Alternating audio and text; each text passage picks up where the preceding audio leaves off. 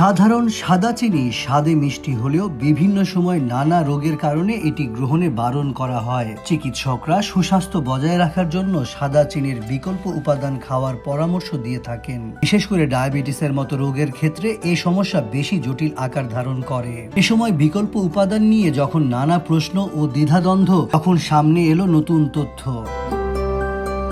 সম্প্রতি জানা গেছে বিজ্ঞানীরা একটি বিরল প্রাকৃতিক চিনি শনাক্ত করেছেন, যার স্বাদ প্রায় সাধারণ চিনির মতোই। এতে ক্যালোরির পরিমাণও বেশ কম থাকে এবং এই চিনি গ্রহণের ফলে ইনসুলিনের মাত্রা ব্যাপক হারে বৃদ্ধি পায় না।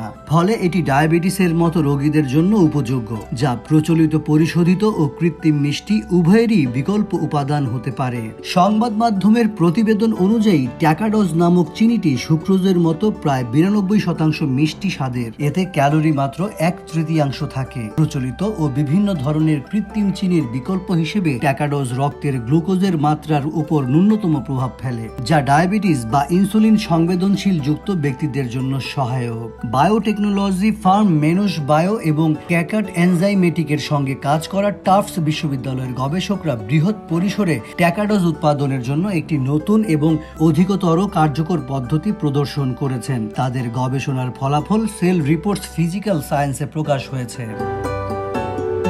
তবে এই সমস্যা কাটিয়ে ওঠার জন্য বিজ্ঞানীরা ক্ষুদ্র উৎপাদন ইউনিট হিসেবে কাজের জন্য অ্যাসচেরিচিয়া কোলাই ব্যাকটেরিয়া তৈরি করেছিলেন, যারা স্লাইম মোল্ড থেকে একটি নতুন আবিষ্কৃত এনজাইম বের করেছিলেন, যা গ্যালকোডোজ 1-ফসফেট সিলেক্টিভ ফসফেটেজ নামে পরিচিত, যা গ্লুকোজকে ট্যাকাডোজে রূপান্তর করতে সক্ষম। প্রক্রিয়াটি 95% পর্যন্ত উৎপাদন সক্ষমতা অর্জন করেছে, যা বর্তমান পদ্ধতির তুলনায় বেশি।